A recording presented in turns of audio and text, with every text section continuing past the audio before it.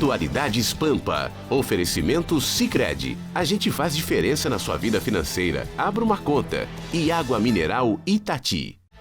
Olá, muito boa noite. Estamos entrando no ar a partir de agora e, como sempre, para todo o estado do Rio Grande do Sul, com Atualidades Pampa, deste dia 29 de agosto de 2019. E por falar em datas, o governo do estado anunciou neste dia que vai quitar o salário do mês de julho nesta sexta-feira e que começará a pagar o salário do mês de agosto no próximo dia 10 de setembro. Não é assim uma Brastemp, não é uma maravilha, mas já reduziu um pouco o tempo. Tomara que isso continue neste ritmo e que chegue logo, logo a pagar os salários dos funcionários em dia. Mais assuntos do Atualidades Pampa de hoje, Vitorino? O governo federal quer mudar a forma de você comprar e pagar o gás de cozinha. Eu vou explicar como. PIB cresce 0,4% e afasta risco de recessão técnica.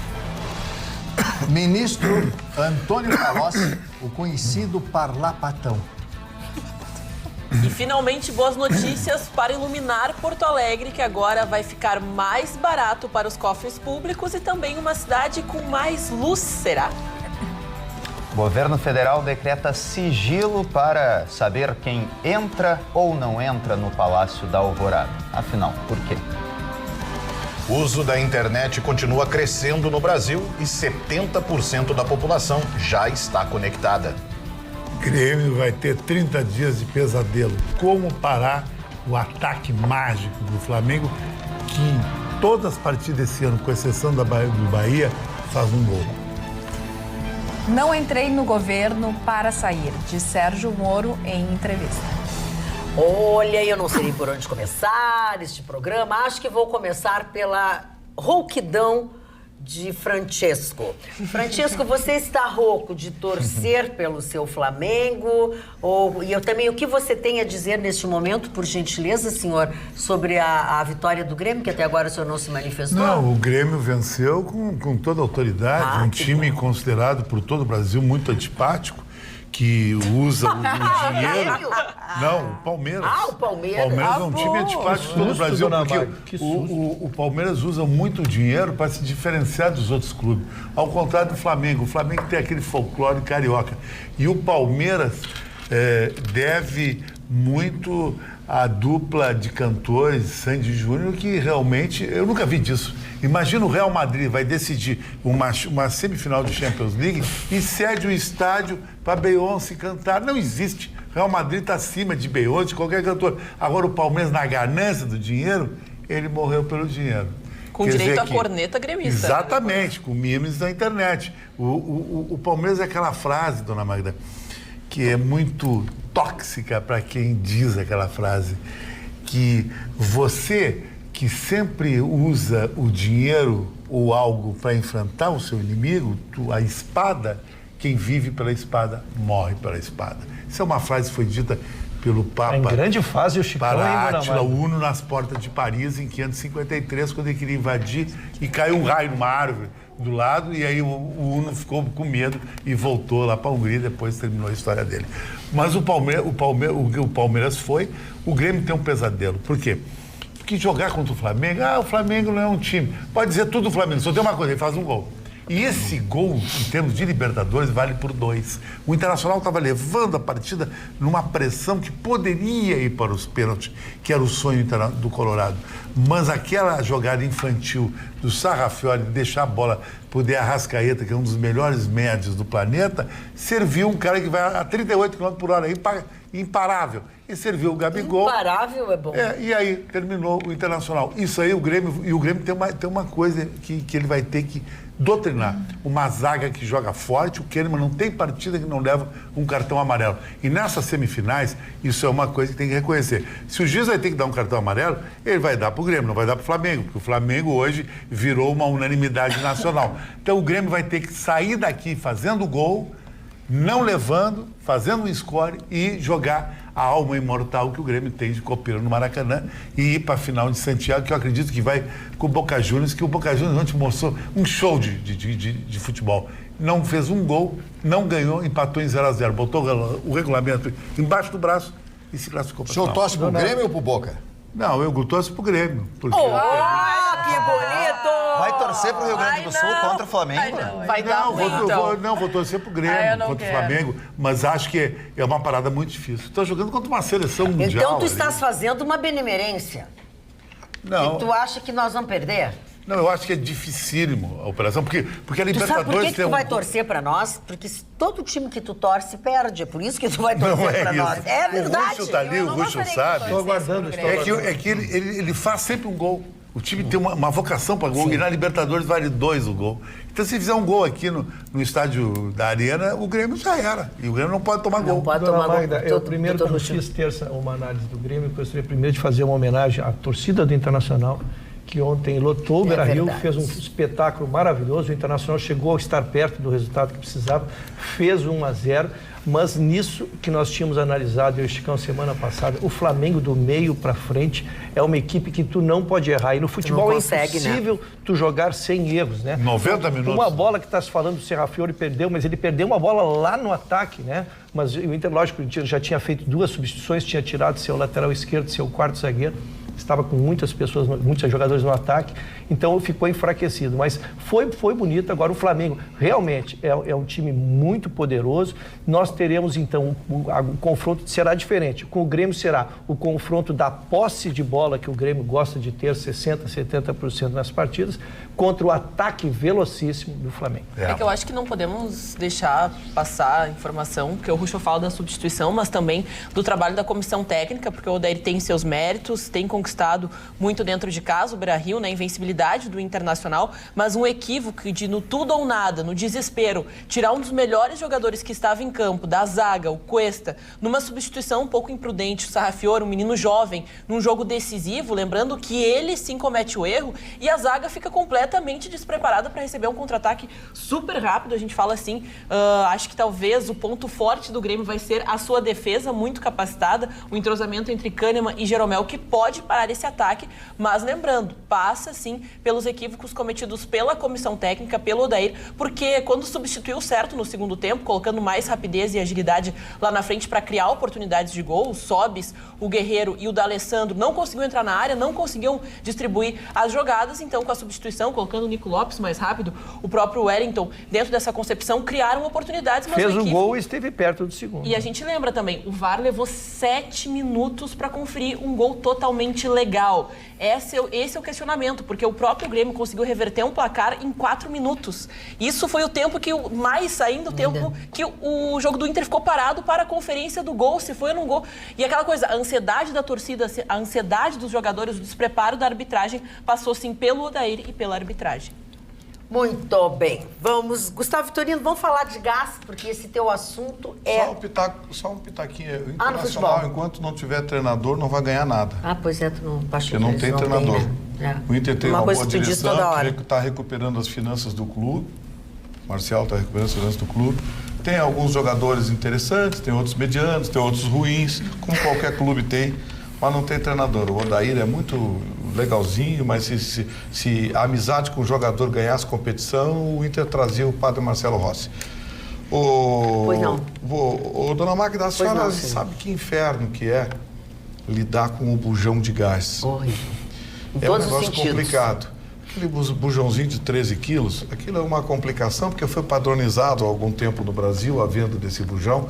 Teve uma exceção na era dos liquinhos, lembra aquele bujãozinho pequenininho? E tinha uma sainha. Isso. Eu, quando fico gorda, eu me lembro do liquinho. Porque eu boto uma sainha e fica igual um liquinho. O liquinho era para facilitar. É verdade.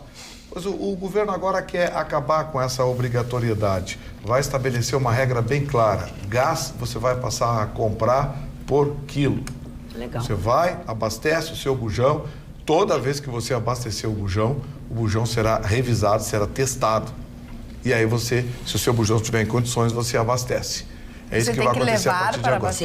Sim, você pode abastecer 3 quilos, 5 quilos, quanto quiser, e ao mesmo tempo liberou a manufatura de bujões de maior quantidade, de 20, 25 e de menor. Quem quiser ter um bujãozinho de 5, um bujãozinho de 3, também pode ter. Isso é o mercado que vai decidir. E o certo é isso. O mercado que tem que decidir o que é melhor, o que vende mais e o que vende menos. Isso já é uma realidade. Ainda não. Porque quando as pessoas assistem, né? E Sim, nem sempre elas assistem desde o início, então, ainda não é uma realidade. Não, ainda não é uma realidade. O que falta para ser uma realidade? O governo hoje disse como vai ser. Já divulgou as regras, mas precisa de algumas adaptações, como, por exemplo, como será feita a recarga, onde vai ser feita. Então, precisa de algumas especificações técnicas. Se a Justiça não meter o bedelho, nenhum sindicato vier encher o saco aí, a Justiça dá outra liminar, isso vai ser outra realidade brasileira. E claro que temos que ter uma série que eu acho que isso aí é muito importante.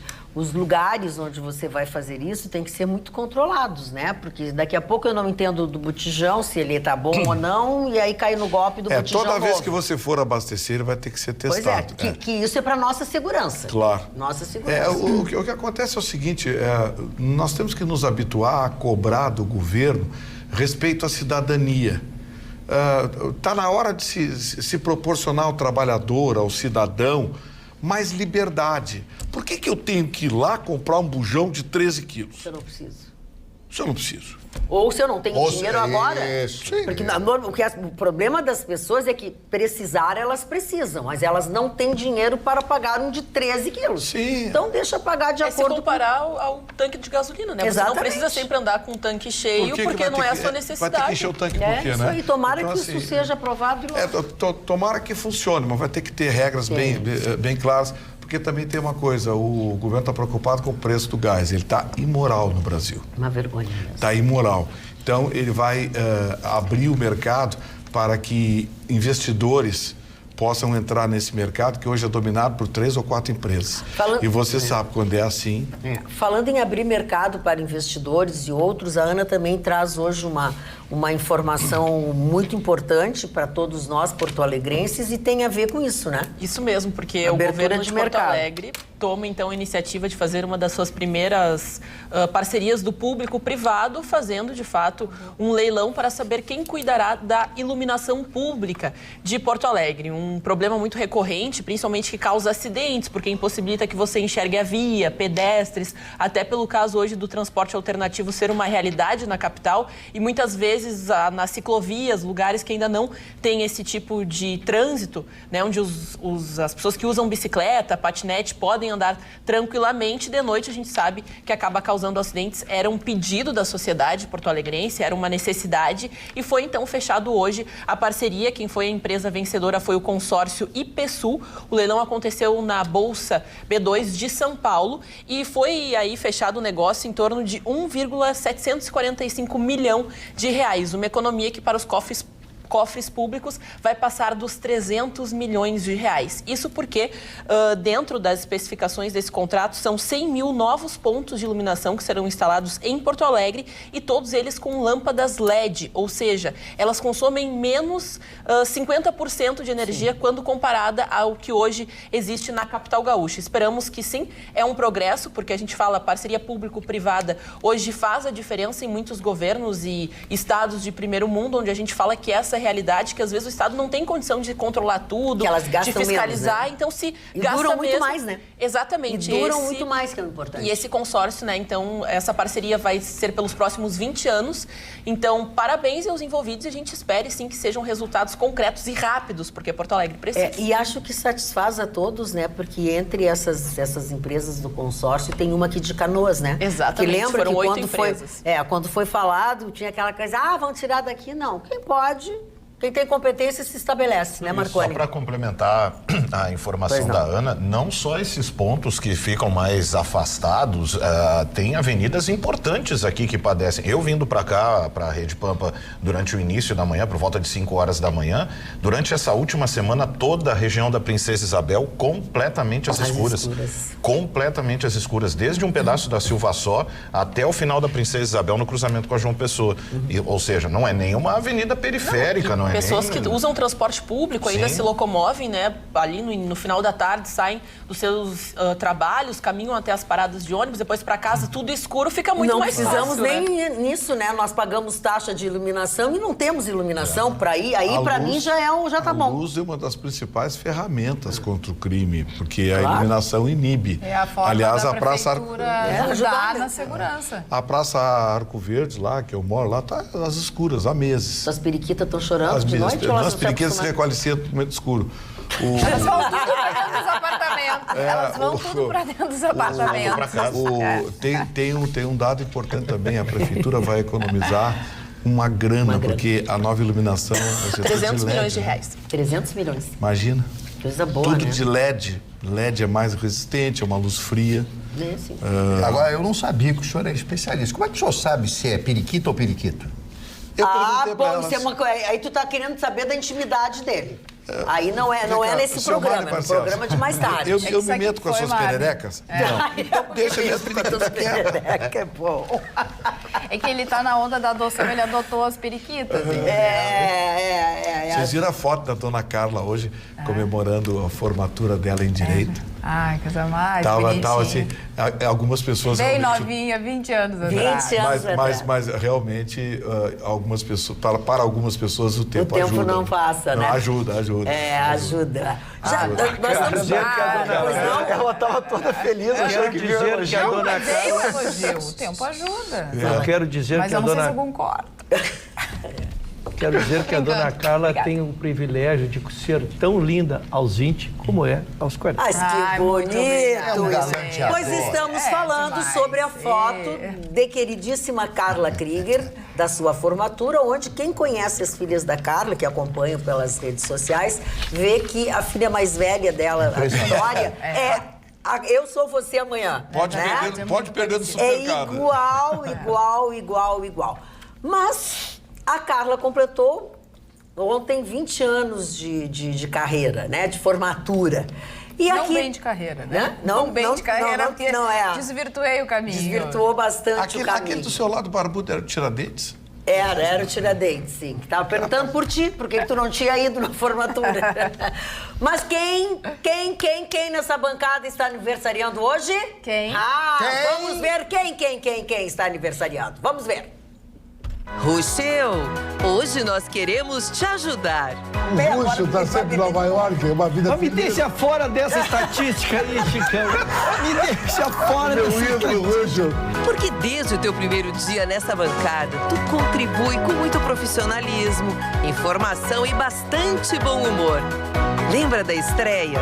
Mas eu quero, antes de mais nada, apresentar para vocês um reforço que nós temos a partir de hoje no nosso Atualidades Pampa, que é o Ayrton Ruschel. Me sinto aquele juvenil, aquele júnior ascendendo ao time profissional, assim, chega no meio dos craques, assim, no meio do Luan e do Arthur e precisa mostrar jogo. É bem como eu me sinto. Bem, nesse período, tu já foi defenestrado pela dona Magda. O Jorge Fernandes, diretor de TV, teatro e cinema, ator brasileiro, completando 59 anos, é considerado uma figuraça. Ele está um bicho de feio. Emagreceu, cara? Não, ele tá seco, assim, quase como... Com aqueles olhos. Com aquele olho de lobo. Vocês viram que ela apontou pra mim, né? Você não testemunha. Mas tu é magro, que ela apontou pra mim. Não, Rússio. A senhora chamou o cara de feio, seco, horroroso, que veio e apontou pra mim. Também precisou dar explicações antes que fosse acusado de um crime. Se o Chicão aparecer morto, eu vou ser suspeito ainda. E eu, a última pessoa a ser visto com a Olha aqui, ó. Chegou a ser considerado o rei do conceito. Como conceituei todos, não posso deixar de fazê-lo sobre o conceito, é bom? É desmoralizado. Eu fui derrubado ao vivo e a cores. Queremos lembrar que em meio a todos esses momentos de descontração, você nos traz muita seriedade, parcimônia e equilíbrio. A redução em alguns índices que ultrapassaram 20% a redução dos índices de criminalidade. Por que ficou tão importante o COAF? Porque ele virou a bola da vez. O que nós temos que almejar para o país é, quem sabe, aquelas condições sociais, mas de uma forma honesta, de uma forma sem tirar das empresas, sem fazer com que as pessoas se locupletem por isso. Isso é uma meta. Ruschel, nós estamos aqui para te homenagear e agradecer por fazer parte da família Rede Pampa. Desejamos mais e mais sucesso ao nosso lado e de todos que te querem bem. Oi, pai. Eu e a Martina estamos aqui para te desejar um feliz aniversário. Tudo de bom, teus sonhos continuem se realizando. Beijo. Beijo, tchau. Oi, pai. Queria te desejar parabéns, muitos anos de vida, muita felicidade, muitas realizações e que tu cumpra a promessa que tu fez pra mim quando eu era bem pequenininha. Eu perguntei quantos anos tu ia viver e tu disse que tu ia viver 200 anos. Muitos títulos pro nosso tricolor, que o resto a gente consegue correr atrás. Beijo, pai, te amo muito. Parabéns, vô, muitas felicidades, muitos anos de vida, que tu tenha muita saúde, amor e dá-lhe Grêmio.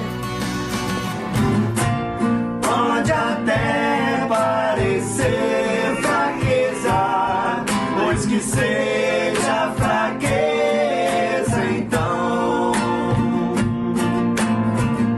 a alegria que me dá, isso faz sem eu dizer. Parabéns pra você nessa data querida, muitas felicidades, muitos anos de vida. Dá-lhe parabéns! Pessoal, Gente, já não tenho mais idade, né? Já não tenho mais idade, como diz a minha filha. Eu quero só agradecer. Quero começar primeiro, começo pela senhora, dona Magda, e pelo Vitorino, que foram quem me indicaram para estar aqui com vocês hoje. É uma gratidão, ela estará sempre presente, independente das adversidades da vida. Os demais colegas a quem aprendi a gostar, a divergir, mas acreditar fundamentalmente no objetivo de cada um, que é o bem comum. A minha família que é tudo que tenho, né? Não tenho mais nada que a família, então, muito obrigado pela homenagem à diretoria. Quero me despedir publicamente aqui, a senhora vai fazer depois as homenagens, mas eu quero dizer a Monique também, que participou muito disso tudo, não quero me antecipar, vou deixar a Monique para a senhora depois. Não, mas agradece, a Monique, então, quero a nossa fazer produtora. A Monique, que é a nossa produtora, que me brindou com isso, mas também homenageou nossos colegas, que esteve aqui todos esses anos. E a Vera, que fez a locução. A Vera, que participou da produção. Então, homenageando a nossa diretoria, eu tenho certeza que se sintam todos homenageados. Muito obrigado. Ficou tocado? Ai, dona, eu tô ficando velho, né? Eu era mais durão.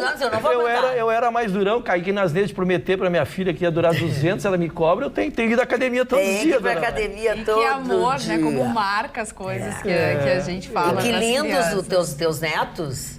São três, faltou um que estava devia estar na aula, o Antônio, que é o filho do... Dá-lhe Grêmio! Dá-lhe Grêmio. Viu que saiu gremista. Estamos falando de aniversários, olha ali, ó. Estão ali, ó. Esse é o time completo. Esse é o time completo. Tá o meu terceiro filho com o meu terceiro neto, cada um abraçado com seus filhos. E a namorada não rola?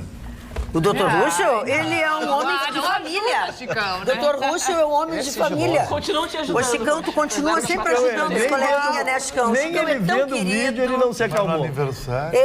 Falando de aniversário, Ruschel, olha aqui, ó, o pessoal da bancada. Por favor, Carla, passa para cada um ali, para aqui também.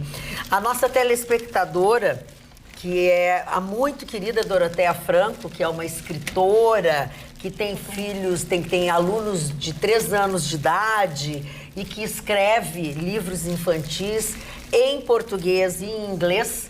Ela nos manda sempre algumas coisas e ela diz o seguinte, manda carta, assim, fala para a querida Magda Beatriz e Carla Krieger. Sei que me excedi na citação de uma das minhas escritoras preferidas, que ela mandou, como sempre, um texto. Mas ela diz o seguinte, ela tem alunos de 3 anos, meus alunos têm 3 anos de idade, encantadoras criaturinhas que fabricam as inimagináveis realidades com os brinquedos da caixa azul do maternal. E ela, quando manda um presente para nós, ela manda, obviamente, que as crianças, aos filhos, aos netos, aos sobrinhos, enfim, que nós tenhamos, mas que sempre ela faz uma referência a cada um de nós, tá? Sobre as aventuras da pequena dinossauro de Norá e sua paixão por ler antes de dormir. Espero que o Vitorino, o senhor Marne, o carismático Chicão, o Felipe, a Ana, a querida Roberta que não está no momento, mas vai receber o presente. O Ruschel e o grande Marconi, leiam a história para uma criança. Deixo o mesmo pedido para vocês, Dona Magda e Dona Carla. Sucesso com o novo cenário, parabéns pelo programa. Um grande beijo, Doroteia Franco, que é um doce de pessoa e uma pessoa que escreve coisas para crianças, só pode ser uma pessoa excepcional. Muito obrigada, Dona Doroteia. Obrigada, Alice, com certeza. A Alice vai adorar. Marconi... Pois então, a informação é a respeito do crescimento cada vez mais constante do uso da internet aqui no Brasil, e esses números agora já chegam a 70% da população brasileira já conectada plenamente. Essa pesquisa chama-se TIC Domicílios, ela é feita anualmente pelo Centro Regional de Estudos para o Desenvolvimento da Sociedade da Informação, e ela traz dados interessantíssimos a respeito da conexão aqui no Brasil. É claro que a área urbana continua tendo maior destaque, né? Chega então a 74% da população que hoje já está, e quando eu digo estar conectada é não desconectar mais. Né? É quase como a gente, essa realidade que a gente vive aqui, da hora que dorme até a hora que acorda. Pela primeira vez, praticamente a metade da zona rural também agora está integralmente conectada, o que é interessante até economicamente falando, né? Você abre espaço aí para oportunidades de novos negócios, e o curioso nisso tudo, que aí é o que me chamou a atenção, e até para abrir o debate aqui com os colegas, é a questão das classes mais pobres, que pela primeira vez também chega agora a metade da população brasileira. Já chegou aí a praticamente 50% das classes D e E comparado com 2017, que eram 42%. São 46 milhões e meio de domicílios hoje no Brasil conectados à internet, o que aí sim é um número ainda muito baixo, né? Se você for levar em consideração, chegamos a 210 milhões de habitantes, são 46 milhões e meio de domicílios hoje plenamente conectados. Eu fiz questão de trazer esse assunto em função aí principalmente para a gente que trabalha com comunicação, as mudanças que foram ocorrendo, principalmente no comportamento das pessoas, desde o surgimento da internet, né, do advento da internet e dessa evolução absolutamente veloz que ela proporciona, né? Eu tenho a ousadia de considerar 3 grandes momentos na história da humanidade, né? Quando o ser humano entendeu que poderia se comunicar com outra pessoa, depois o surgimento da prensa de Gutenberg e aí depois então o desenvolver, né, o consolidar da internet como forma de produção e distribuição de conteúdo. Hoje nós conseguimos, graças à internet, vencer a pirataria.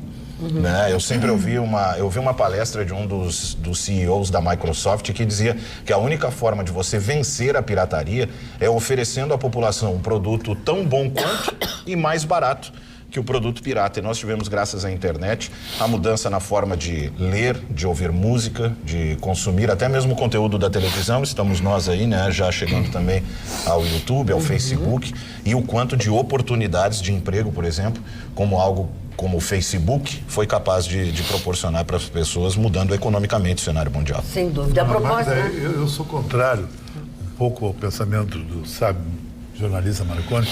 Eu acho que a internet vai levar a zumbis no mundo, vai levar a gangues na noite, o desemprego vai ser atroz, a internet vai tirar talentos, porque a internet só forma cara que trabalha na internet. A facilidade da internet, o comércio virtual, que vai ser a grande moda no Brasil, dos grandes sites chineses chegando aqui, vai terminar com as lojas, vai gerar desemprego. E tudo bem, a internet, do ponto de vista de comunicação, ela pode ter sido interessante. Agora, do ponto de vista do modus operandi da vida das pessoas, as vidas das pessoas estão pior que antes da internet. Agora estão inventando o médico do Google. Você, ao vivo, em real time, você compra um aplicativo, Magna, e tu diz que está doente. Eu estou com uma dor de barriga. Aí tu filma a tua barriga, te filma, e o cara fica falando contigo, o cara não existe, vai terminar os médicos. Então, até médico do Google, aí mulher na internet já tem, quer dizer... A inflável já a internet vai ser o caos. o caos do as planeta pessoas daqui uns anos. estão muito doentes com o uso da internet.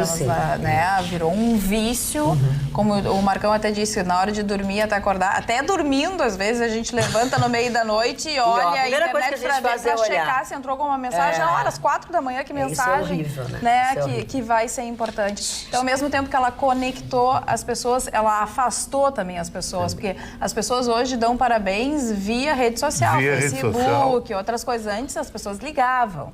Agora, um aspecto importante, e por que aconteceu tudo isso, além do mundo estar mudando e tudo mais, é também a competitividade das empresas, que faz com que as pessoas tenham acesso a tudo isso. Porque se a gente for lembrar tempos atrás, na época do telefone, que aliás, o telefone com fio, né, na época... que é o da CRT, quem podia ter telefone? Só aquelas pessoas que tivessem dinheiro, porque não era acessível. Divisor de classes, E outra relação que eu gostaria de fazer é que, assim, eu gosto de dizer que eu adoro a época que eu nasci, porque eu vivi ainda o finalzinho da era analógica, eu conheci o que era, né, ser analógica, não sei, e agora a gente já vive na época de online, digital, então a gente consegue acompanhar tudo isso. Sabia que a conquista não existe mais, flores não existe mais, não existe mais nada. Essa um amigo meu se acorda, ele seleciona 25 mulheres no Facebook e aplicativo, ele manda 25 bom dia. Quem responde, ele manda 25 ok, e pede o telefone. Quem dá o telefone, ele sabe. Mas o Chicão está generalizando algumas coisas, mas porque nem todos, não são só assim as pessoas. Nós, por exemplo, queremos agradecer e muito a participação, que é incrível, que é excepcional, que nós temos todas as noites dos nossos telespectadores. Vocês nos brindam com a sua audiência, com suas participações através dos nossos canais de interatividade do Atualidades Pampa. Lembrando a todos, e isso eu peço atenção nesse momento, porque tem pessoas que reclamam, acusam A, acusam B, acusam C, eu principalmente, de bloquear. Eu quero lembrar a todos que palavrões, termos depreciativos, frases racistas, sexistas, frases ou palavras de incentivo ao ódio, violência e outras similares, essas serão automaticamente censuradas pelos filtros de mediação de conteúdos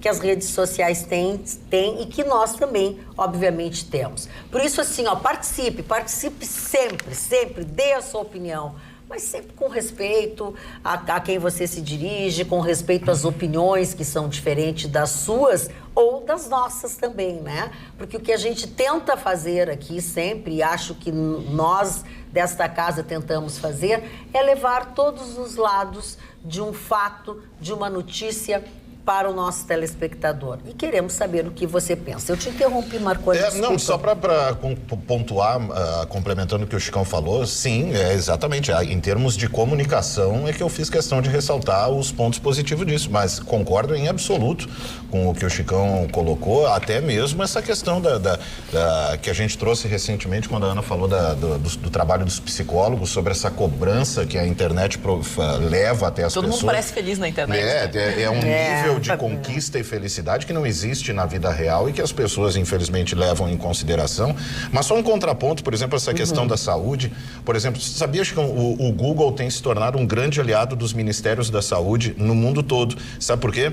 Porque os índices ali, o Analytics, mostram, por exemplo, como o caso do sarampo, que a gente teve recentemente, esse aumento de consultas no Google, sarampo não sei aonde, sarampo em tal bairro, foco de sarampo e tal. Isso que a gente fala, né, do uso do Big Data, que tudo que a gente produz, eu falo assim, o que você procura de preço, o que você procura de informação, tudo se torna um dado. Infelizmente, a gente sabe que isso pode ser utilizado de uma maneira equivocada, como muitas empresas estão sendo punidas, porque você vai lá, eu quero olhar uma geladeira, daí ali aparecem letras miúdas que você concorda em ceder a sua localização. Cedendo a sua localização, você está cedendo um monte de dados a seu respeito, principalmente faixa salarial, dados de cartão de crédito. Então, são coisas que são perigosas, mas também temos que exaltar as coisas positivas. Mas eu só queria de uma crise de soluço, que eu fiquei toda noite soluçando. Com o Google, eu liguei para lá, que faça tudo. Toma água, faz aquilo. E eu graças a Deus, tu já imaginou se tu te cura com um ginecologista, se tu vai, porque às vezes tu vai no ginecologista, traz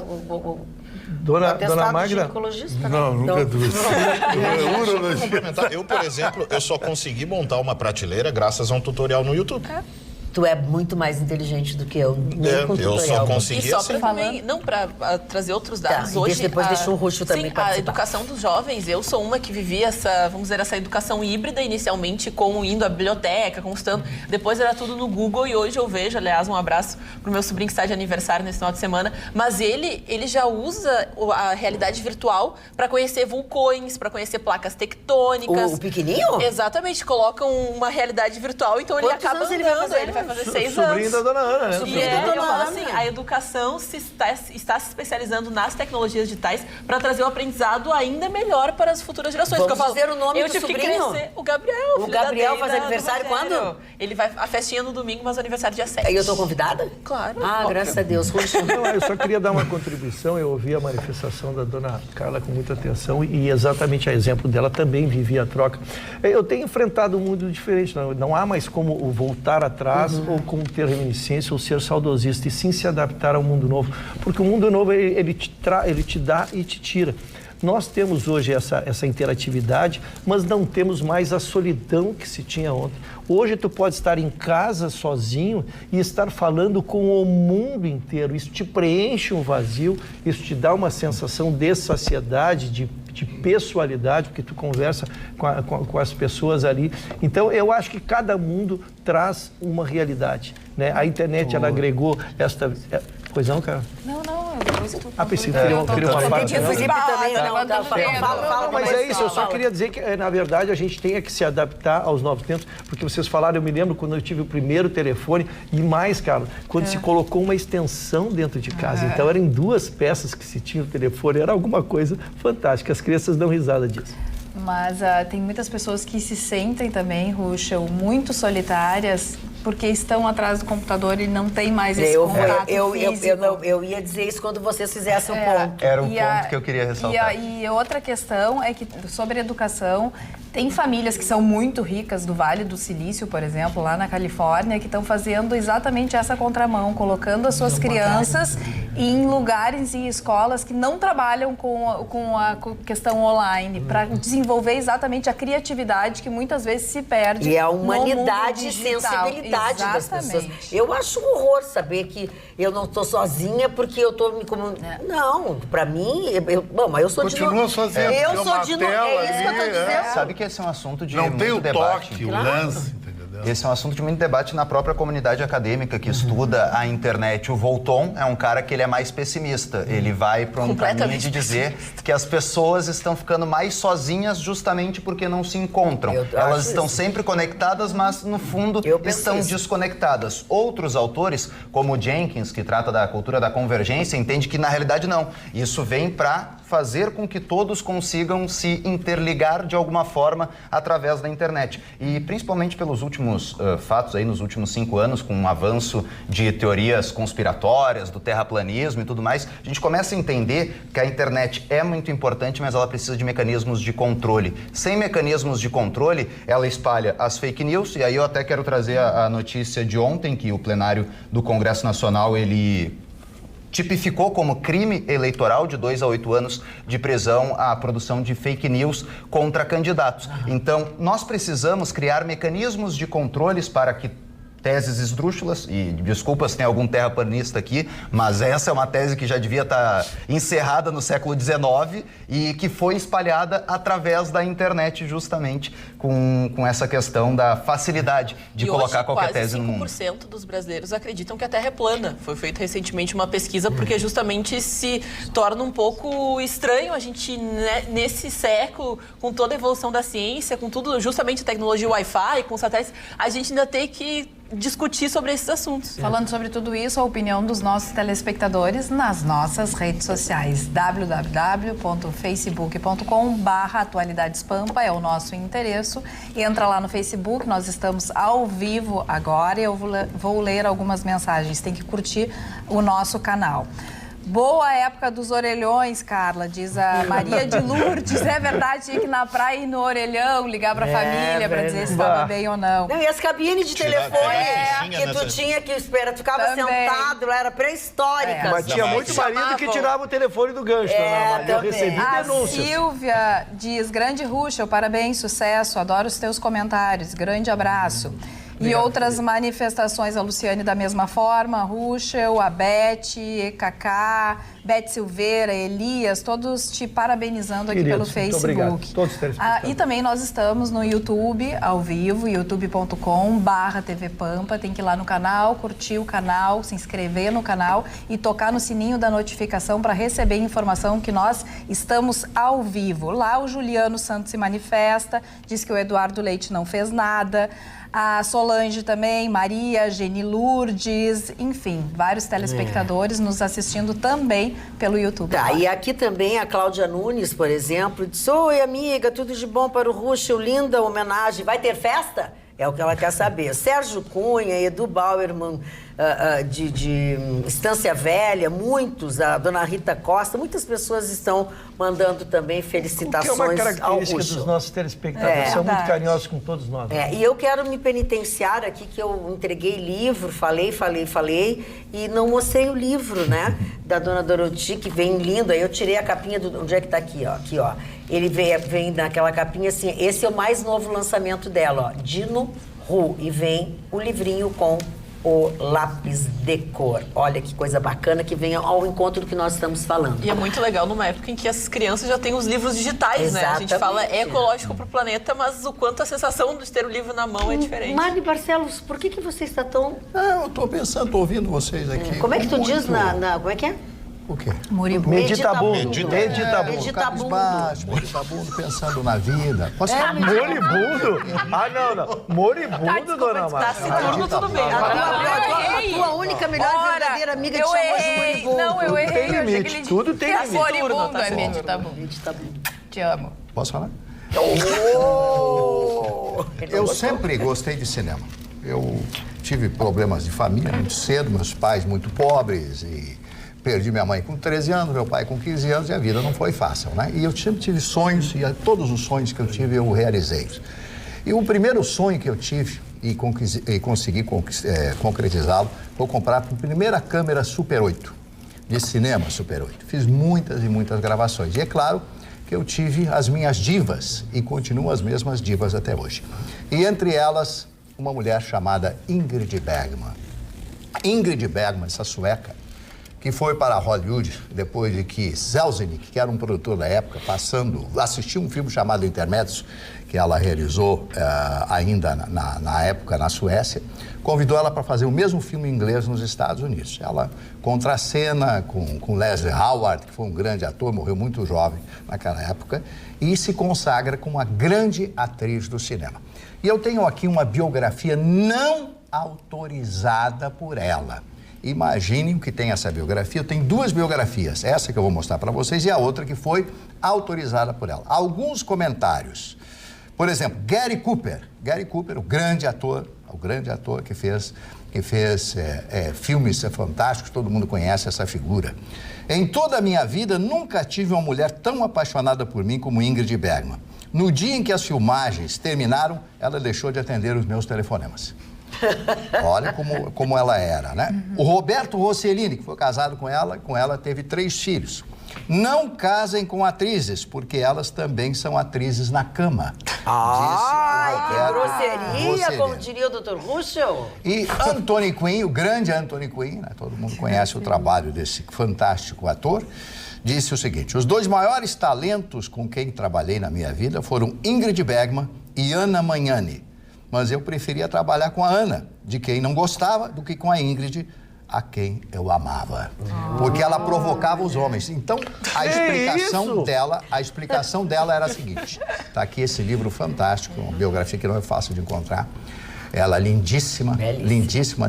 Essa foto é do filme Casablanca. Ela dizia, Ilse era o nome dela no filme Casablanca, né? As time goes by. E ela dizia o seguinte... como eu vou fazer um filme e tenho um galã se eu não me apaixonar por ele? se eu não ficar enlouquecido, ela não como vai é que eu conseguir vou interpretar bem. E como é que eu vou passar isso para aquele que está assistindo, os milhões que vão assistir Que desculpinha os de filmes sem vergonha, hein? em todo o mundo, em todo o planeta. Aí, ela fez um filme chamado Sinos de Santa Maria. Sinos de Santa Maria com Bing Crosby. E nesse livro aqui, ela declara que foi o único dos atores com quem ela não transou.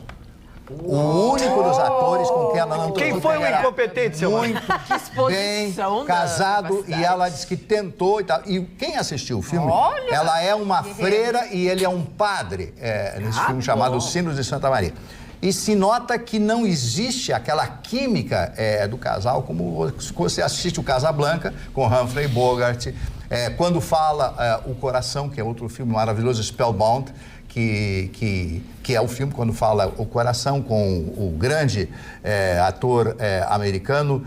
Tem até uma música com o nome dele, me esqueci o nome dele, mas ele é fantástico. Ele fez o filme com o Audrey Hepburn, aquele filme A Princesa e o Plebeu. Daqui a pouco eu vou lembrar o nome dele. Mas, enfim, essa é a história dessa mulher que estaria de aniversário no dia de hoje, que morreu de câncer exatamente no mesmo dia em que nasceu. Nossa. No dia do aniversário da Ingrid Bergman, ela nasceu. Essa biografia, eu não sei se é real, mas tem muita coisa aqui que ela diz que não é verdade, mas aqueles que a conheceram dizem que era verdade. Então, Ingrid Bergman, para mim, a maior musa do cinema. Eu sou apaixonado até hoje por ela. Tem muita coisa que você pode também conferir no nosso programa, aquelas que você não viu, ou vai rever aquelas que você gostou muito. Ou seja, todos os sábados, desde a semana passada, todos os sábados às 7h30 da noite, aqui na TV Pampa, vai ao ar os melhores momentos do Atualidades Pampa. Não esqueça, coloca lá na sua agenda, é um compromisso que você não pode perder. 2 amigos teus, que são meus grandes amigos,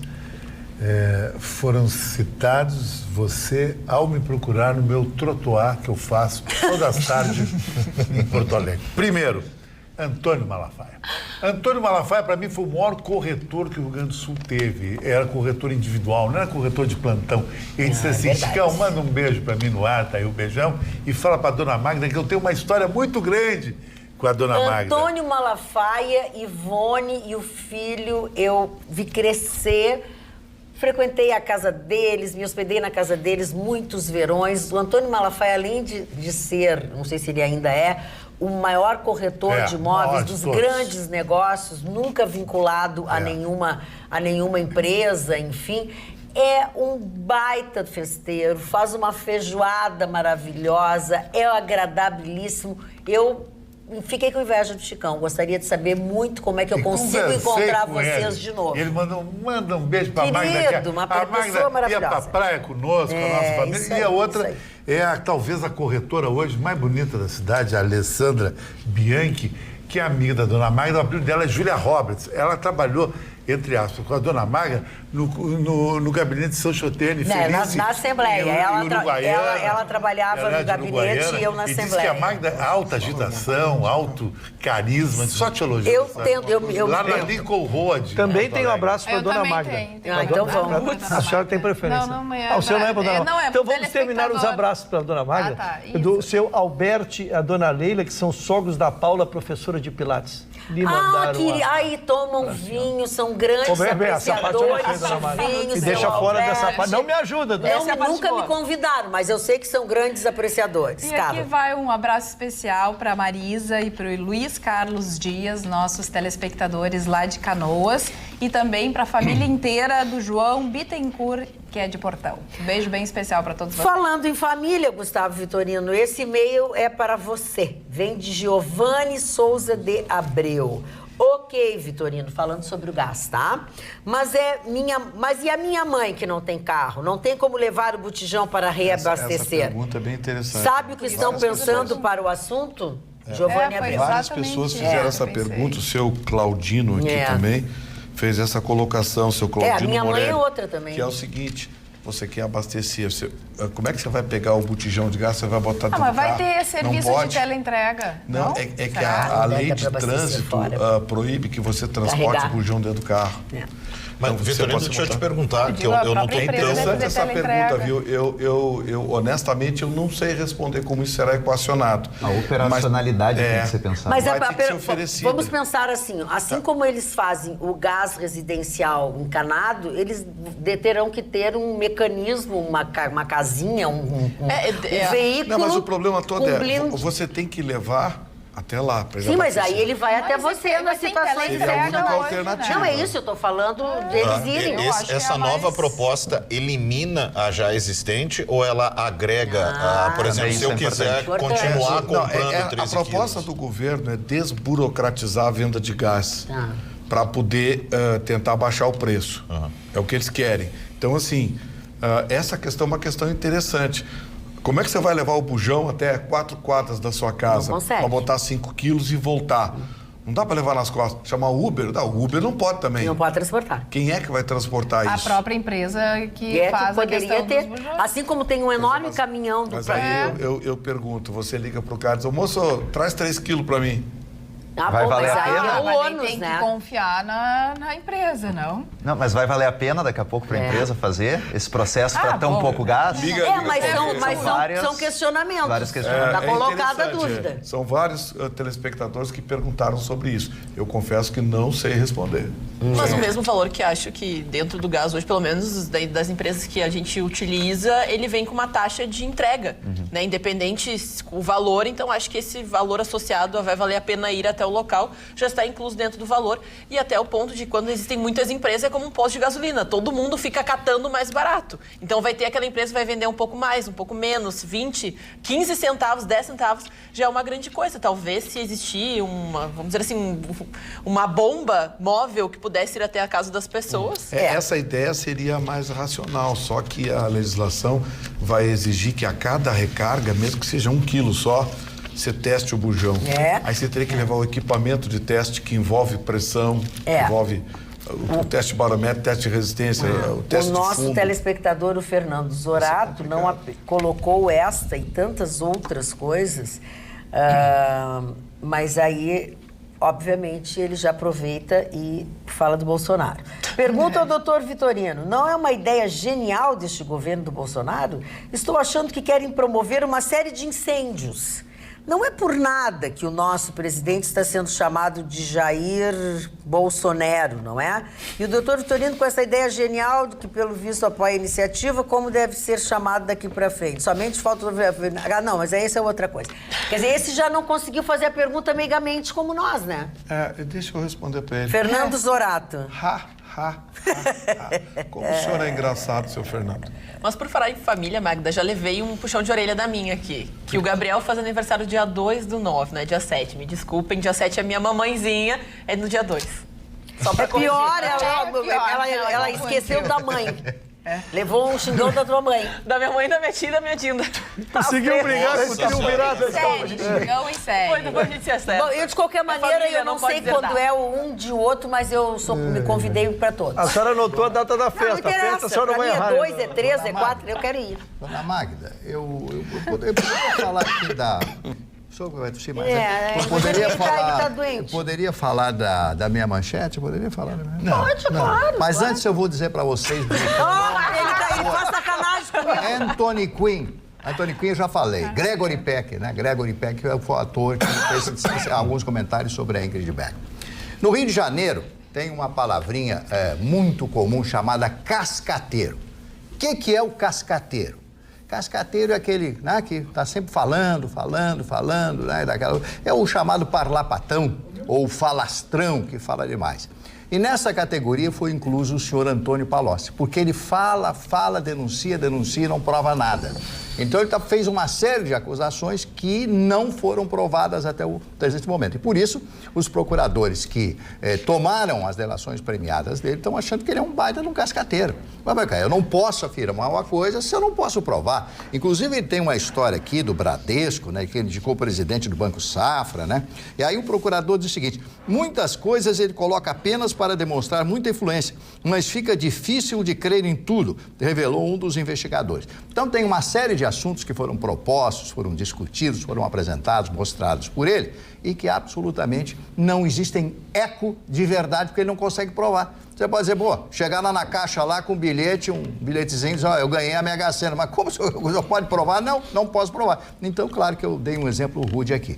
Então, não adianta. Delação premiada, delação que não tem a prova, não existe, não vale, Vitorino. E é interessante... Vira fofoca. Não, é interessante porque justamente o Palocci teve uma delação revelada 2 dias antes da eleição presidencial do ano passado. Justamente esse nome que é tão polêmico, e aí revelaram uma delação dele que depois não foi comprovada 2 dias antes da eleição. Interessante. Lembrando que o STF já pacificou que delação sem prova material fica abstrato. Maroni me comprou 28 livros agora para dar para o funcionário dele. Que bom. Maroni é um cara Conhece bem o Maroni, conhecemos, né? todos nós conhecemos, amigo de Paulo Sérgio, enfim, todos nós conhecemos. Tá com a grana ele.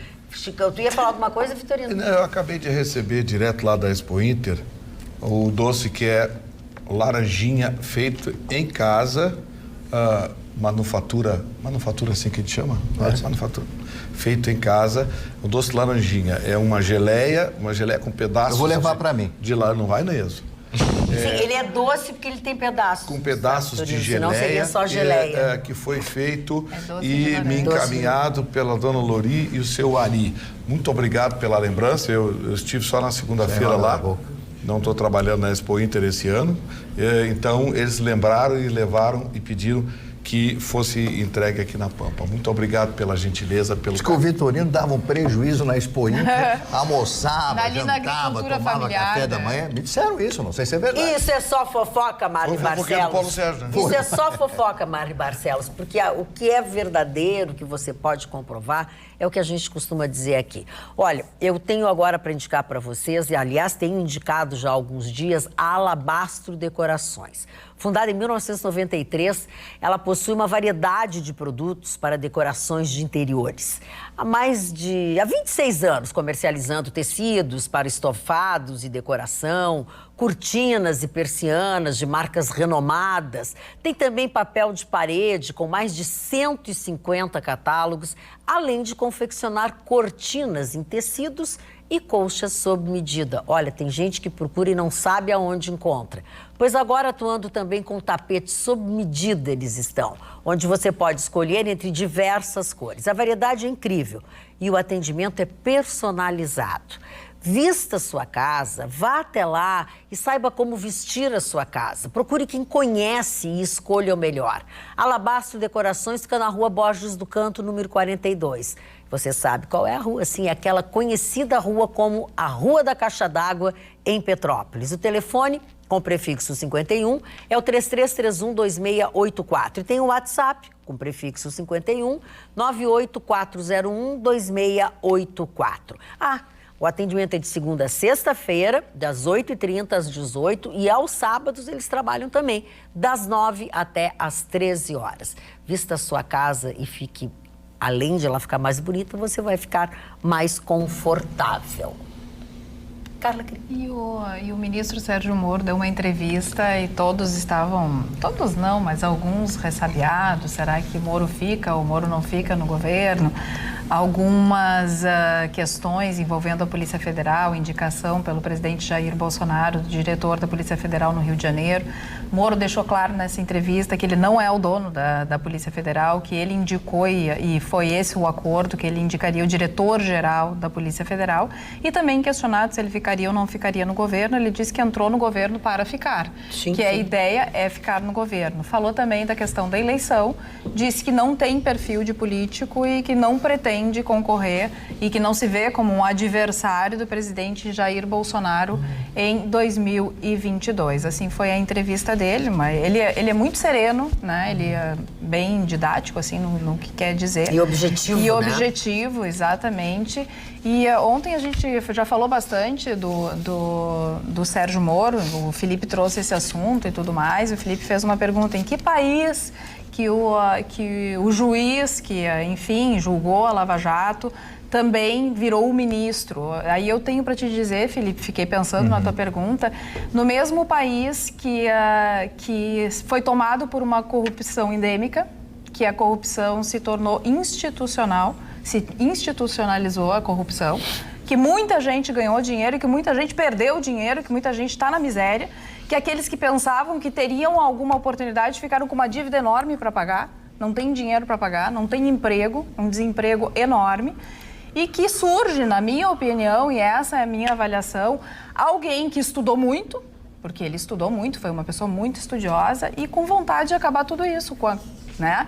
E ele, enquanto juiz, fez o trabalho dele dentro da Lava Jato, um trabalho que eu acredito que foi um trabalho que mudou o destino do Brasil, porque nunca antes na história desse país um empresário, da altura dos empresários que foram presos e de políticos presos, não só do PT, mas de outros partidos, pagaram por aquilo que fizeram. E depois ele viu uma oportunidade de dar continuidade num trabalho que ele queria, que era uma limpeza muito grande, e que ele achou que dentro da justiça foi uma decisão muito difícil, ele até declarou isso, de largar a magistratura, até porque aqui no Brasil tu larga a magistratura e tu não pode retornar, então tu acaba abrindo mão de uma aposentadoria, então é uma estabilidade e tudo mais que a gente sabe, para um objetivo maior que, segundo ele, é realmente tentar livrar ou fazer a parte dele para tirar a corrupção, essa corrupção endêmica que assolou, infelizmente, o Brasil. Então, eu continuo acreditando no ministro Sérgio Moro, até prova em contrário. Nós temos que acreditar em eu quem tá lá. continuo acreditando que nessa história toda, e não acho que seja ou mocinho ou bandido, tudo isso, porque seres humanos, eles são passíveis de erro, muitas vezes a gente erra, e não é o ministro Sérgio Moro que não vai errar, bem pelo contrário, ele é um ser humano, ele pode errar. Mas eu acredito que ele tenha esse objetivo e que ele seja uma pessoa do bem. Que ele não seja o vilão dessa história, que ele quer condenar aquelas pessoas que não fizeram tudo aquilo que fizeram e que a gente sabe muito bem. Então, a minha opinião e a minha resposta para ti é exatamente essa. Esse é o Brasil que acabou um juiz de direito sendo o ministro da Justiça, tentando acabar com a corrupção. Ótimo. Então eu vou aproveitar para lembrar que foi esse juiz que liberou a delação do Palocci 2 dias antes da eleição, o mesmo Palocci que o Marne falou agora. Esse juiz, que inclusive tem a relação com o Ministério Público, revelada pelo The Intercept. De novo, não. Intercept de novo. Eu tô trazendo o assunto porque a Manuela entregou o celular dela hoje. Não Mas sei é se que a fundamentação que você usa chega a ser constrangedora, parceiro. Não faz assim. Constrangedor é acreditar no que tu acredita. Não. Parabéns. Acreditar no Intercept é que é constrangedor. Tu não tá deixando eu falar, tá me interrompendo. Acreditar no que tu acredita e no que tu defende, que eu acho que é...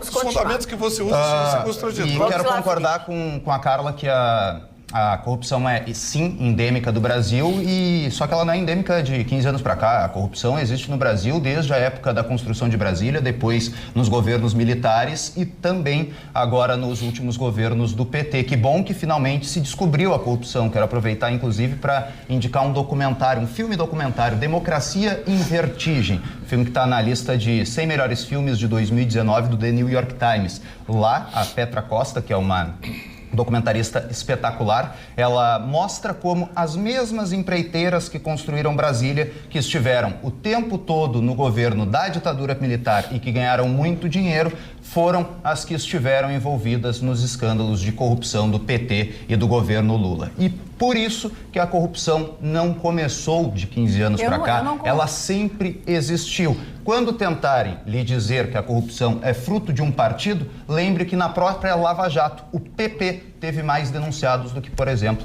o PT.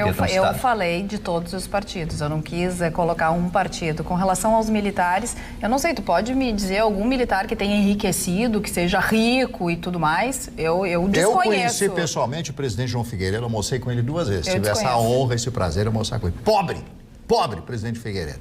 O presidente Gás, então, Dona Luci, nada, não tiveram nada. O presidente Médici, nada. Eles não, eram absolutamente pobres. Tinha o salário de general, que eu não sei quanto é que é agora o salário de general à sua época. Sabe qual é o carro que andava o presidente Figueiredo? Um Fusca. Eu andei no Fusca dele. Então, alguém dentro do governo pode ter sido corrupto. Alguém sim. É claro subordinado, lá embaixo, 2º ou 3º escalão. Mas os chefes militares, dos governos militares, nenhum deles que eu saiba, porque eu acompanhei, eu sou o repórteresso.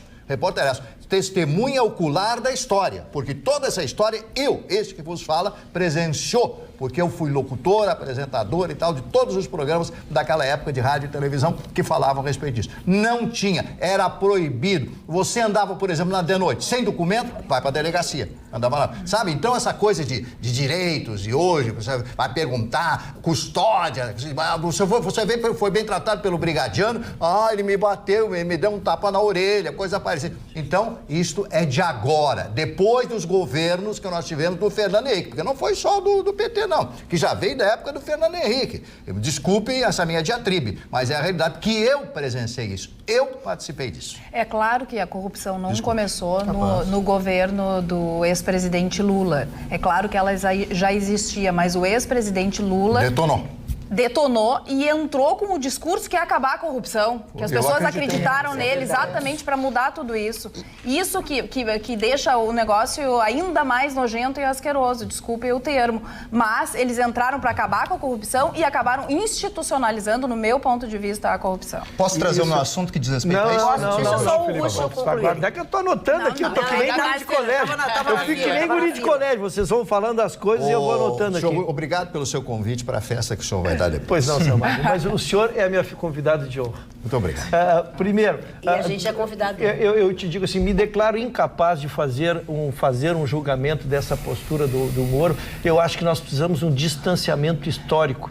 Distanciamento histórico é quando a gente tira a emocionalidade e o tempo nos mostra se um juiz que julgou poderá depois participar do governo a qual ele elegeu por vias indiretas, à medida em que ele tirou o principal líder das pesquisas por uma decisão sua. Então, a história também deverá...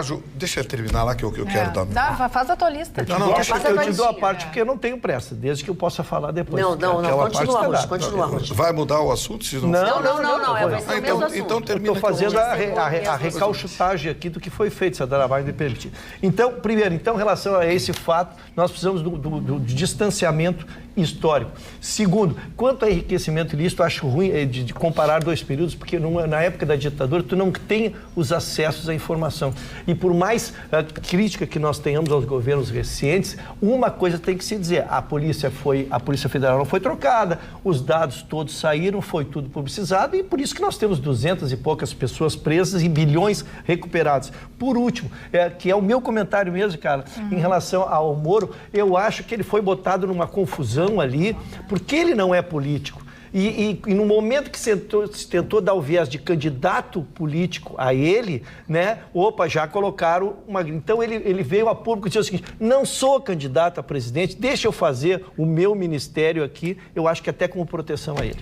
Bom, gente, eu queria falar sobre esse assunto também, porque se o assunto é discussão sobre ética para indicações para o governo, para cargos importantes, eu quero dizer o seguinte... um dos maiores líderes quadrilheiros do Brasil, seu Zé Dirceu, foi solto pelo seu ex-funcionário. O presidente do STF foi advogado do PT, portanto funcionário do Zé Dirceu e do Lula. E ninguém falou sobre ética nessa indicação. E está lá, decidindo, caneteando. O ministro Ricardo Lewandowski também foi colocado no STF pelo Lula, amigo da família, amigo pessoal da família. E ninguém falou nada sobre ética. Então é engraçado, o que serve para um não serve para outros, com uma diferença. O ministro Sérgio Moro não faz mal para ninguém como ministro da Justiça, muito pelo contrário. Já o STF, através dos ministros indicados pela esquerda, que no total hoje são 9, porque teve mais gente que foi para lá, por exemplo, o seu Fachin fazia campanha para a dona Dilma Rousseff. Todo mundo viu os vídeos na internet, ele fazendo campanha. O seu Fux, que também circulava nos corredores, foi recebido pelo Zé Dirceu várias vezes no seu gabinete para consolidar a sua indicação. O atual ministro Alexandre de Moraes, amigo pessoal do presidente Michel Temer, está lá agora processando jornalistas e caçando gente que fala mal do STF. Engraçado, eu não vi ninguém achar isso imoral. Eu não vi ninguém levantar a voz, dizer qualquer coisa. Não estou me referindo aqui à mesa, até porque nem todos aqui estavam nesse período. Eu falo da imprensa, porque aqui só se reproduz, né? Aquela coisa da Folha, do UOL, aqui é a reprodução, o efeito papagaio. Então, eu quero deixar bem claro uma coisa. Se for para discutir ética e moral, nós precisamos rever uma série de valores. E o principal deles é o que é a esquerda brasileira. O Brasil não tem esquerda. O Brasil tem oportunistas e tem corruptos que se ligam a uma pseudo-ideologia que é extremamente sedutora para jovens despreparados ou para jovens treinados. Essa é a realidade brasileira. Quem conhece o discurso da esquerda sabe que esse discurso é sedutor, que promete um mundo melhor, e não entrega nada disso. Muito pelo contrário. Em nenhum país deu certo, levou miséria e destruição por onde passou e por onde passa e trabalha particularmente em cima da mentira. A mentira recorrente, ela se torna, muitas vezes, um fator decisivo para um conceito daqueles que têm a mente fraca e não têm opinião própria. Então, o que acaba acontecendo? O que vocês estão vendo, esses ataques ao ministro Sérgio Moro, mostra o quão pequeno nós estávamos e ainda estamos como país, que atacamos o juiz que condenou em primeira instância o maior criminoso da América Latina. Essa é a realidade. E o que vocês estão vendo nada mais é do que essa campanha recorrente do pensamento de esquerda que trabalha em cima da insistente, insistente campanha difamatória. Aliás, destruir biografias é a especialidade da esquerda. Eu espero que o senhor que está assistindo apenas essa hora, esse programa, entenda bem, seria possível relacionar aqui dezenas ou até mais de uma centena de indicações que, pelos conceitos que foram difundidos aqui, seriam imoral. Mas eu prefiro não, porque eu confio na sua inteligência. O senhor viu o que fizeram com esse país durante mais de 20 anos. Faça o seu próprio julgamento. O teu comentário de hoje, Felipe, vem ao encontro de algumas de coisas que estão sendo discutidas aqui e continuarão sendo discutidas. Isso. Mas se tu vai mudar, eu gostaria de eu vou continuar também, vou incluir. Muito justo. É engraçado como parece que as pessoas não entendem geopolítica global. Aqui se fala que a esquerda não teve sucesso em nenhum lugar quando a China está competindo com os Estados Unidos pela economia mundial. Um país comunista e um país capitalista, tentando vender uma verdade absoluta que não existe. Talvez o Vitorino não estivesse mas o senhor conhece a qualidade de vida dos chineses? Pois é, uma esquerda meio... O senhor conhece a qualidade de vida dos chineses? Eu conheço. Eu conheço. Para mostrar como... Tá, então eu quero direito à réplica. Depois tu tem a réplica, porque parece que também não acompanhava os meios de imprensa quando Veja batia toda hora no governo anterior, quando a Globo abria horário no Jornal Nacional para panelaço, por exemplo, quando editaram o debate do Lula com Collor para eleger um presidente. Acho que o Vitorino não acompanhava a mídia nessa época, para agora desacreditar tanto as pessoas que fazem o trabalho de jornalismo. Agora sim, eu vou para o meu comentário, peço desculpas, inclusive, por ter me exaltado, viu, Magda? O presidente Jair Bolsonaro segue cumprindo à risca a sua ideia anticorrupção. Depois de mexer na Polícia Federal, mexer na Receita Federal, indicar pares para cargos de poder, agora ele decide que vai colocar 5 anos de sigilo absoluto nas visitas de quem entra e quem sai nos palácios da Alvorada e do Jaburu. Algo que só aconteceu nos governos democráticos com o Michel Temer, agora, em 2017. Era uma política recorrente na época da ditadura, mas que só foi acontecer com o Michel Temer justamente depois que surgiu a delação da JBS, onde o Temer foi gravado ao lado do Joesley. É interessante como alguém que tem uma pauta anticorrupção tão forte, diz que vai mudar o Brasil, acabar com qualquer tipo de desvio de conduta, coloca sigilo nas suas visitas. Que interesse se tem em não saber quem visita o presidente, justamente quando o nosso país vizinho aqui no Paraguai começa a discutir o que aconteceu no contrato de Itaipu? Bem interessante mesmo essa pauta anticorrupção. Estou inscrito, dona Magda. Tu vai voltar, filho. Estou inscrito. É só... Felipe, o Vitorino quer fazer a réplica dele. Estou inscrito, lógico, mas eu vou devolver pro Vitorino. É isso, eu então, vou devolver pro Vitorino. Deixa eles fazerem depois. E aí façam tudo que tem que fazer e ele fala. Então, primeiro, eu acho uma injustiça que se faz com os brasileiros. Os brasileiros disseram sim, vamos mudar, tanto é que mudaram. Né? Então eu acho que se diz assim, quando se quer... Não, se disse por 57 milhões de votos, como diz o meu amigo Marne, que tem os votos guardados ali, os brasileiros disseram que não querem mais isso. E se não querem mais isso, não vamos fazer mais isso. Não vamos oportunizar que isso volte a acontecer. Eu vejo crítica aos ministros, à forma de ministros, e que é verdadeira, mas não vejo dos críticos nenhuma mudança, nenhuma proposição no Congresso, seja onde for, para mudar os critérios para que isso deixe de acontecer. Então parece assim, tu critica, mas agora que tu pode trazer a benesse para ti, agora não quero mais mudar. Ou então tu és contra por conceito, ou tu só era contra porque tu não tinhas a caneta.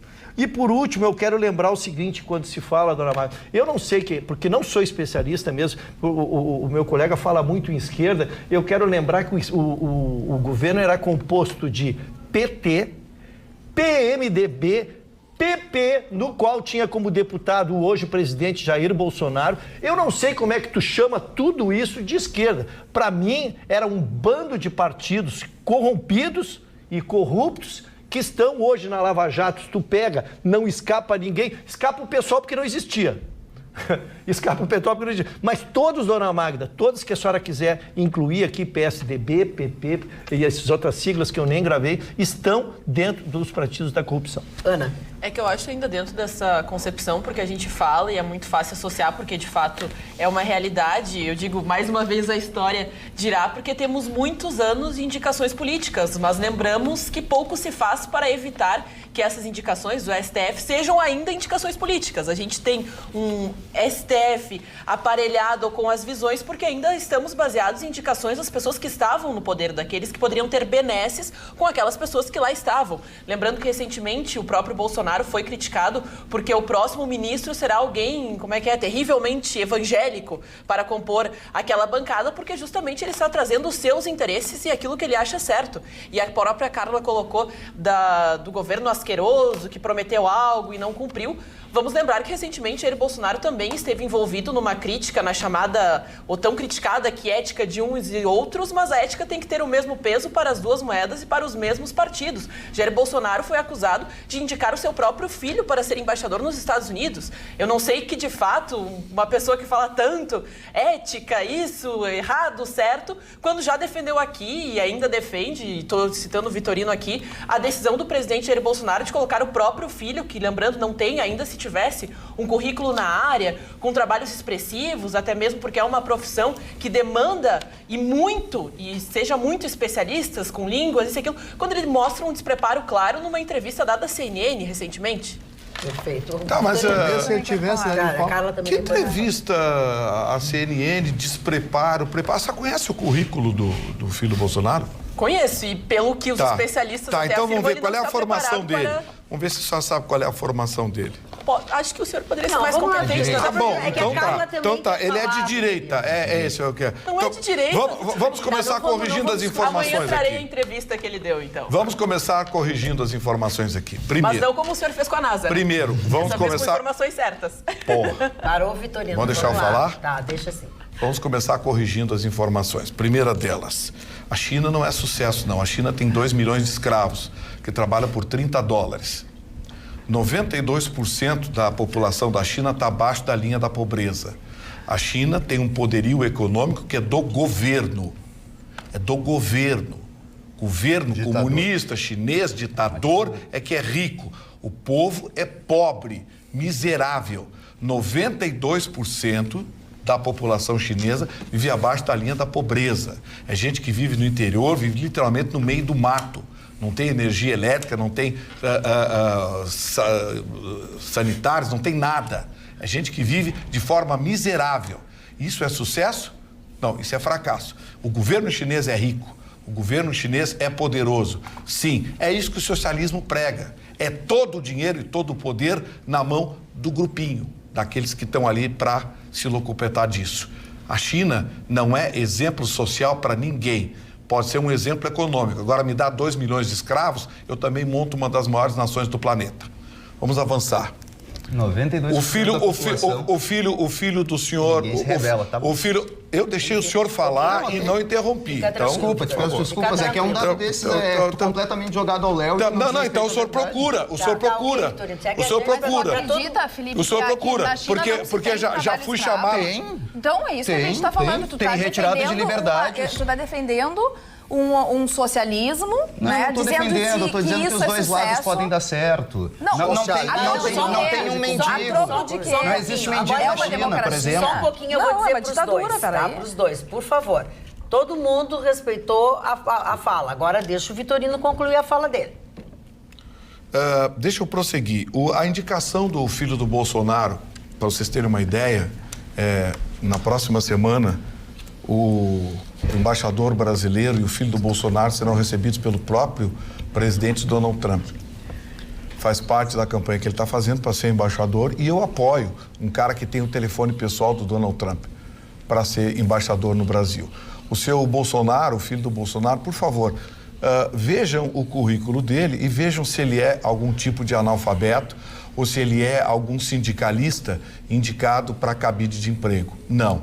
O Bolsonaro diz que ia indicar o filho dele porque acha o filho dele preparado. Segundo, eu não vou explicar de novo a diferença entre embaixador e diplomata. Eu já falei umas 3 vezes, não vou explicar de novo. Mas aquela história de, você repete até que cola. Então eu não vou explicar de novo. Quem aprendeu, aprendeu. Quem aprendeu não vai aprender mais. E vou avançar. Mas não eu se tenho pode. Dúvida. Quais são os requisitos para ocupar vocês dois não deixam eu falar, Eu ouço vocês falar essas barbaridades aqui e fico quieto. Vocês falam essas barbaridades e eu fico quieto. Fico ouvindo, deixando vocês vender o peixe de vocês.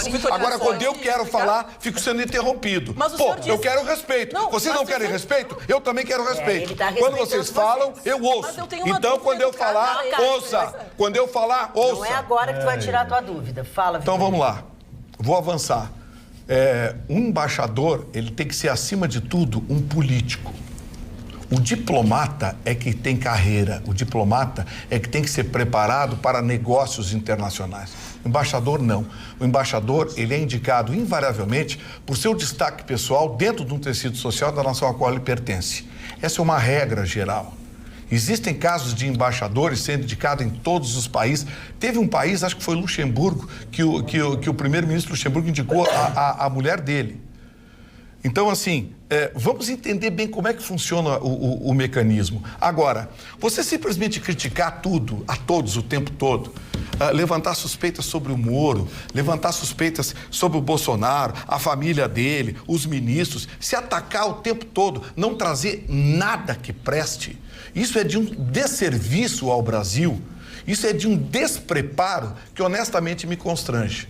São mais de 40 anos de jornalismo e eu confesso a vocês, nunca imaginei ver o Brasil assim. Não é essa bancada, é o Brasil que está assim. Você abre jornais e vê ataques. Enquanto isso, ninguém dá uma notícia boa sobre o que está sendo feito, sobre os processos, os decretos, as barbaridades que os tribunais estão fazendo, praticamente anulando todo e qualquer decisão do Bolsonaro para melhorar a vida do cidadão. Ele está fazendo alguma coisa em relação ao STF, doutor Vitorino? Não, eu estou perguntando, Vitorino. Está fazendo o quê? Alguma coisa em relação ao STF, das indicações políticas, quem sabe?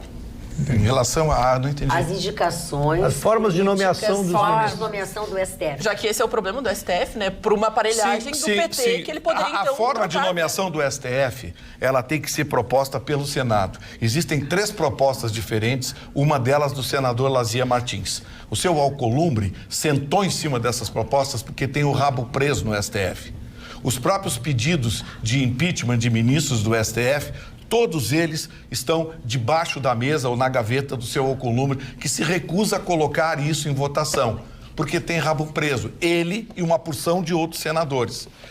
E outra coisa, para quem não sabe, o seu Renan Calheiros quase que diariamente põe a mão na porta do seu Alcolumbre e entra. O seu Renan Calheiros está assumindo o poder outra vez no Senado.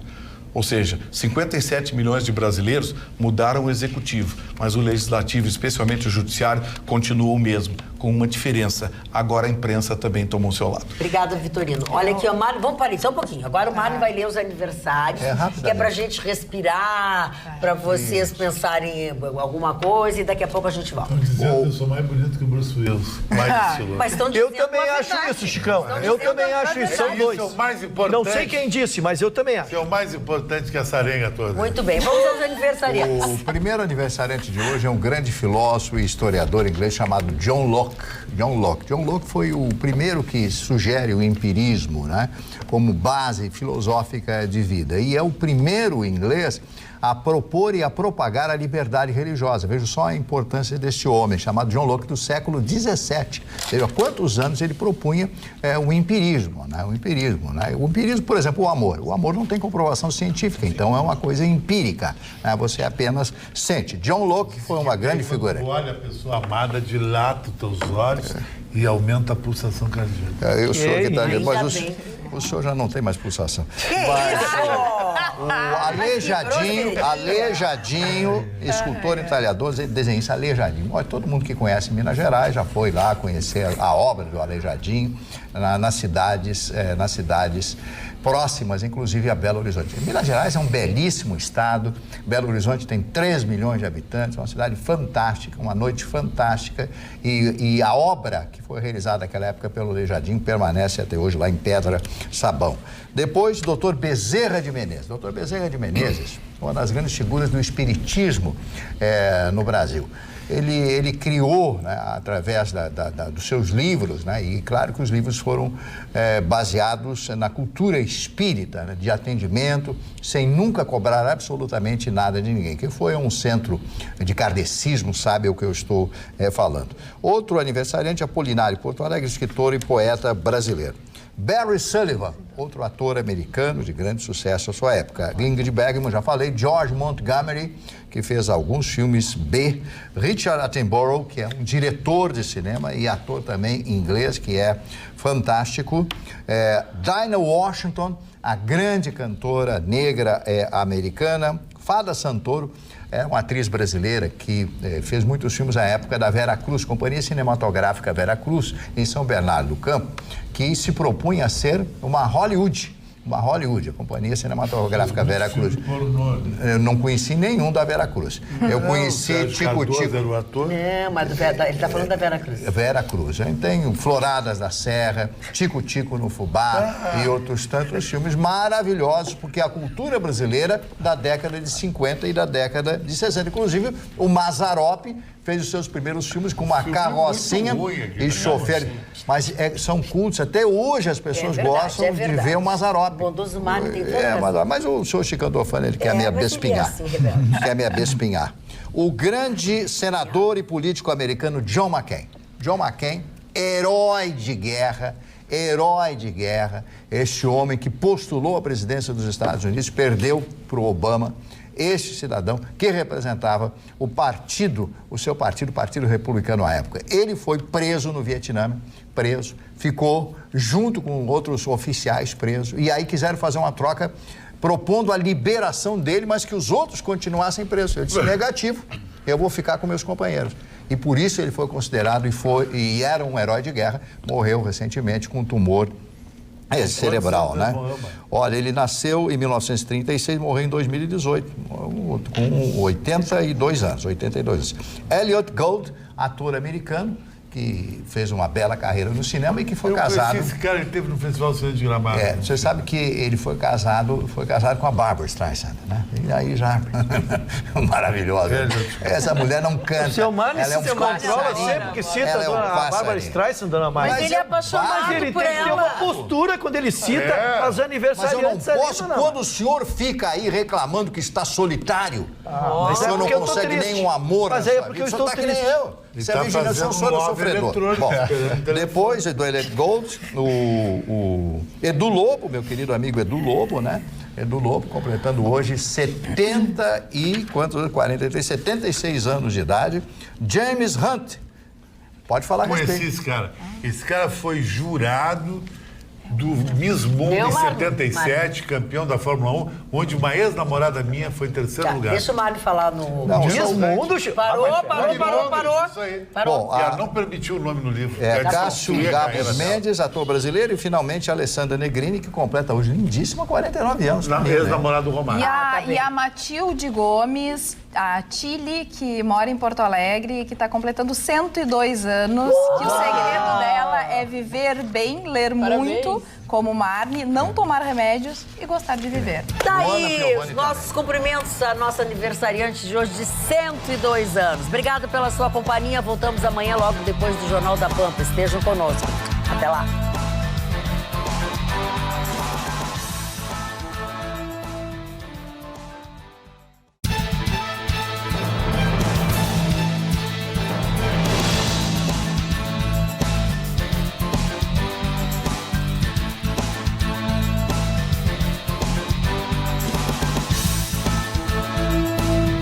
Atualidades Pampa. Oferecimento Sicredi. A gente faz diferença na sua vida financeira. Abra uma conta. E água mineral Itati.